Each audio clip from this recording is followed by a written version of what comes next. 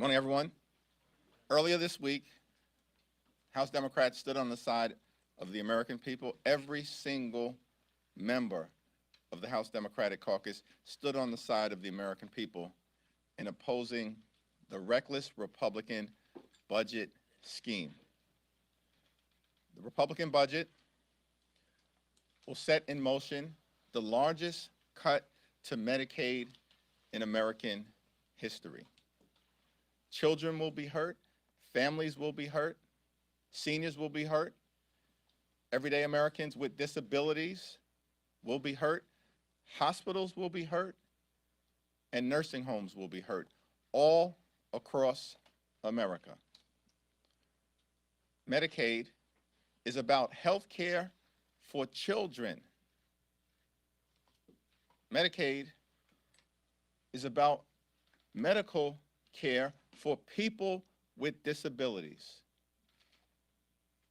And Medicaid is about nursing home care for older Americans who are trying to live out their golden years with the respect and dignity that they deserve. Democrats will continue to stand on the side of the American people and stand against the reckless Republican budget that will end Medicaid as we know it, dramatically cut nutritional assistance for children, families, and veterans. And we will continue to stand up on behalf of the American people and against the far-right extremism that is being unleashed on the American people by Donald Trump, Elon Musk, and House Republicans. Questions? Leader, good to see you. Republicans, and actually I should say the House Doge Caucus this week, introduced a couple of different bills to cut back on waste. One of them is called the Drain the Swamp Act, another the Cuts Act, and the third, the Put Your Money Where Your Mouth Is Act. I don't know if you've looked at any of these, but is there no bill that Republicans put forth to cut back on waste that Democrats could get behind?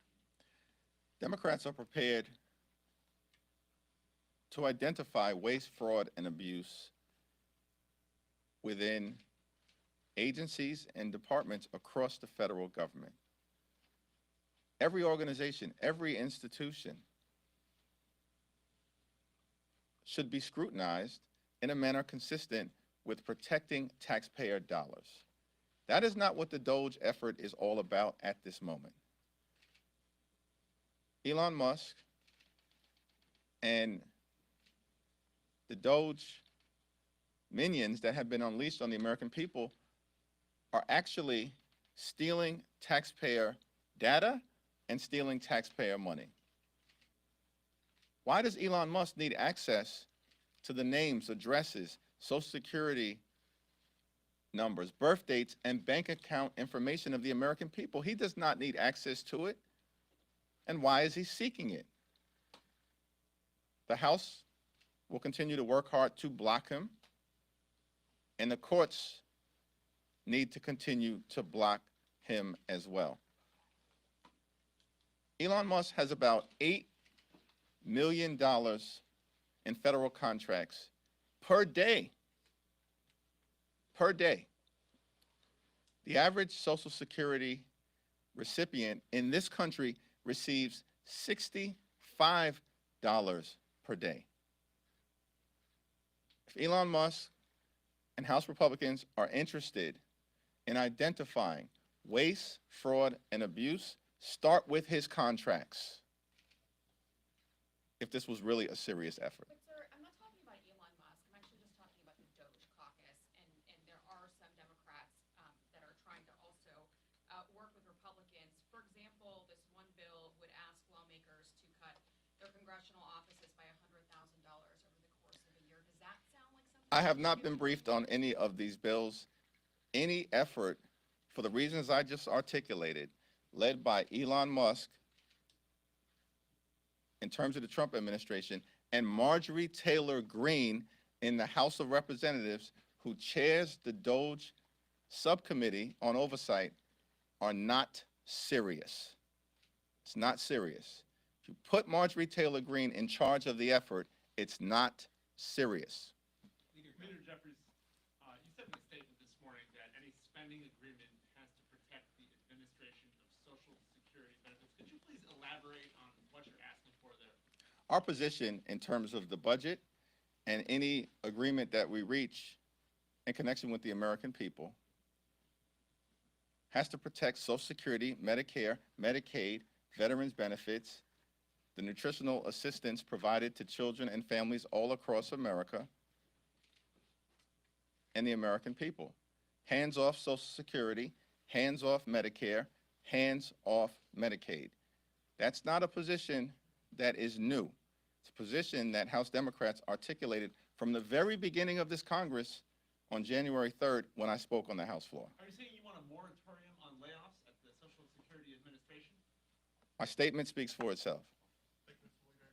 President Trump will be here next Tuesday to address a joint session of Congress. What are your expectations for the address? What are your expectations of your caucus? Can you talk about who you may be bringing? Just kind of flesh out what you're expecting to hear and see next Tuesday. Yeah, two questions that Donald Trump needs to answer. Why has he failed to do anything to lower the high cost of living in the United States of America? And why has the Trump administration unleashed far-right extremism on the American people in a way that represents an assault on the American way of life? Paul? To follow up on that, about Tuesday, you were here 5 years ago when he delivered this last State of the Union address. If it's a similar I've style- forgotten it, by the way. You're welcome. Thank you for reminding me. Have you talked at all to your members about how you want them to behave Tuesday night, given how the minority party has acted in recent years? Catherine Clark, who manages the floor as the House Democratic Whip, is in conversation with members across the caucus, and so that's probably a question at this moment that is best directed to her. Yeah. Back to this side. Kevin. We've seen that, Mr. Leader, over the last couple weeks, Trump take a rather aggressive approach to New York State, be it congestion pricing, be it whatever you want to describe what's going on with the mayor. What do you make of that, and why do you think it's happening, and what should Democrats be doing in response to that? Well, New Yorkers are not going to be intimidated by Donald Trump, the administration, or any of the efforts to try to hurt the people of New York City and the people of New York State. Governor Hochul and Tish James and the congressional delegation, both in the Senate and in the House, will continue to aggressively push back against any efforts initiated by Donald Trump, the Department of Justice, the Department of Homeland Security, or other aspects of the Trump administration to hurt the people we represent. We will not be intimidated, and we will continue to push back forcefully. Leader Jeffries, Speaker Johnson has made it clear that a CR is necessary to avoid a government shutdown March 14th. How has conversations been like between the two offices? He previously said that you guys have added or introduced things that are pretty much a non-starter, like limiting the powers of the executive branch. What are those conversations like? Are you at the table? Speaker Johnson and myself had not had a conversation about the appropriations bills because those conversations at the moment are being led by Rosa DeLauro on the Democratic side and Tom Cole on the Republican side. We have great confidence in the leadership of Rosa DeLauro to negotiate in a way that is consistent with the values of the American people and the things that matter, which is how do we lower costs for everyday Americans? And how do we protect things like Social Security and Medicare and Medicaid? How do we make sure that people can pay their bills? And how do we keep the American people safe? Those are the core issues that Democrats are working on behalf of the American people. Republicans have the House, the Senate, and the presidency. And as we just saw 2 days ago, Donald Trump managed to be able to convince reluctant Republicans to vote for the largest potential cut to Medicaid in American history. We're going to stand on the side of the American people. It appears that Republicans in the House are going to stand on the side of their super rich donors and wealthy corporations. Thanks. Second row. 2 weeks ago, you said at the podium that Republicans looked like they were walking away from spending talks. Do you think things are back on track? Are you confident that a spending deal can be reached by the March deadline? Rosa DeLauro and Tom Cole continue to talk to each other as well as their Senate counterparts. Mr. Leader, how concerned are you, though, and how concerned our Democrats are, that even if it is what we describe as a clean CR, that the administration is actually going to spend the money that is appropriated? For instance, if USAID is in this continuing resolution, which right now the administration has defunded, do Democrats need to stand up and put these safeguards in place or put language in this continuing resolution that forces the administration to spend the money?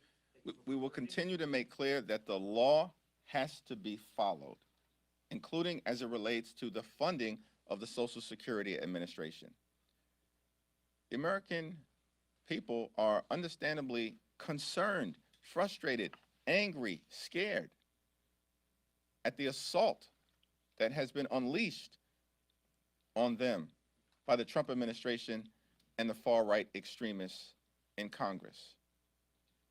Congress funded the Social Security Administration so that everyday Americans in their golden years can receive the Social Security benefits that they are owed. By the way, Social Security and Medicare, they are not entitlement programs. When Republicans say they are entitlement programs, it's because they want to cut them. That's what this whole budget scheme is all about. That's what the effort to decimate the Social Security Administration is all about. Social Security and Medicare aren't entitlement programs. They are earned benefits. Everyday Americans have paid in to Social Security and Medicare throughout their entire working life. Every day, every week, every month, every year, their entire working life. House Democrats are going to stand on the side of the American people and stand on the side of Social Security, Medicare, Medicaid, and the things that matter to the quality of life of the American people. Go third row. You, yep. Yes, thanks, Mr. Leader. So is there a world where Democratic leadership whips against a CR if you don't get the assurances that you're seeking, that Trump will, try to run roughshod over Congress? Appropriations process at this moment is in the hands of Rosa DeLauro on behalf of House Democrats. Backward. Thank you. So Republicans have been very adamant that Medicaid will not be gutted by this budget resolution. Where or what is the proof that Medicaid will be gutted by it, if there is any? Republicans are lying to the American people about Medicaid. The Republican budget authorizes up to $880 billion in cuts to Medicaid by directing the Energy and Commerce Committee to find those spending cuts. Everybody knows who has had any connection to the congressional budget that if you are directing the Energy and Commerce Committee to find up to $880 billion, if not more, in spending cuts, that means Medicaid. That will hurt children, hurt families, hurt everyday Americans with disabilities, and hurt seniors. I can't say it any other way. Republicans are lying. Prove me wrong. There's nothing more that I would like better, that we as House Democrats would like better, than for Republicans to prove us wrong, that they are not planning to cut Medicaid. Thank you, Leader. with CR negotiations still ongoing, we've had some Democrats say that they feel the relationship between leadership on both sides is at the worst point it's been in a very long time.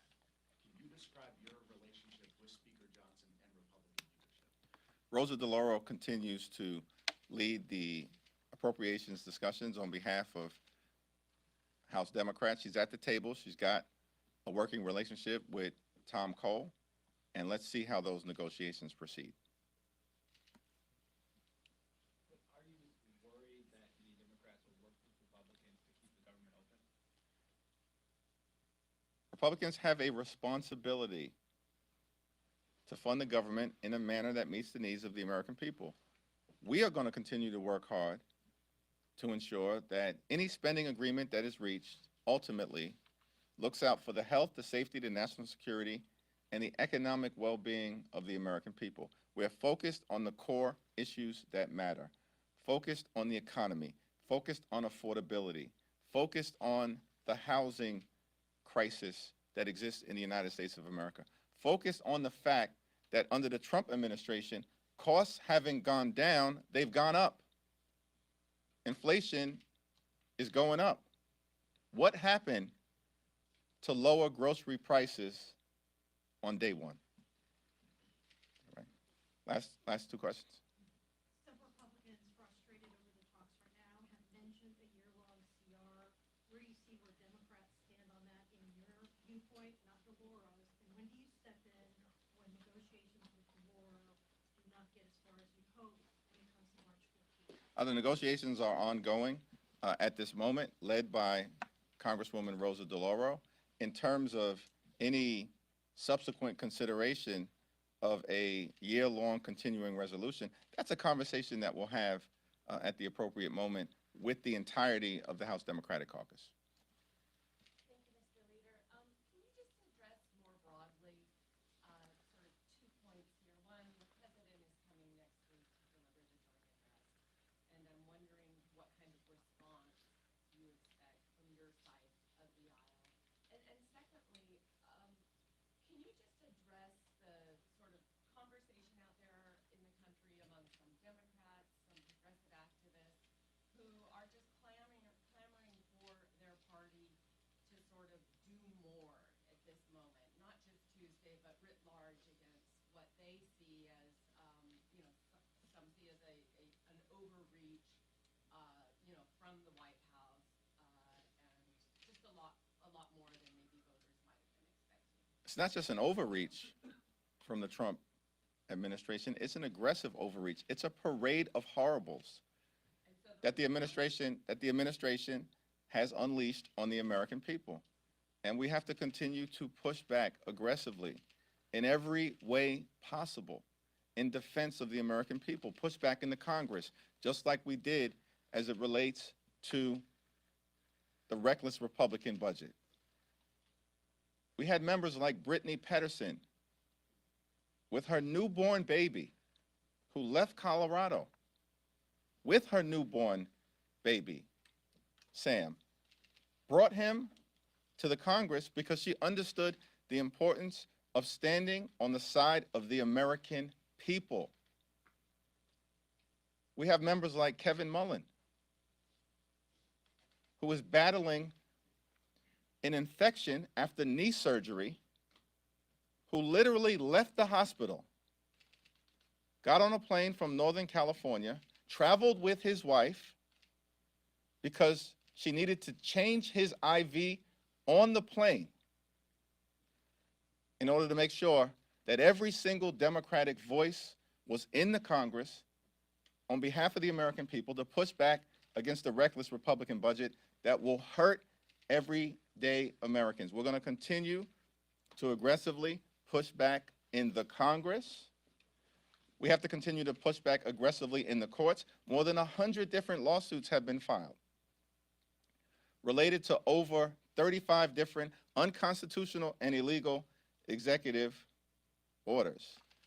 Trump administration is not winning in court. They are losing in court, including most recently at the Supreme Court in a 7-2 decision. We know we can never trust Thomas, and Alito to ever do the right thing. But the Trump administration just lost in court with respect to the Office of Special Counsel case in a 7-2 decision, and more will need to be done. And we'll continue to work with democracy reform groups as well as Democratic attorney generals to push back aggressively in court. And of course, we have to continue to push back aggressively in communities throughout America. The American people are taking notice of what's happening. We understand there's a lot of anxiety, concern, fear, shock, and anxiety as it relates to these events that continue to unfold. And House Democrats, of course, across the country, just like Brittany did, and just like Kevin Mullen did, will continue to rise to the occasion. Thank you.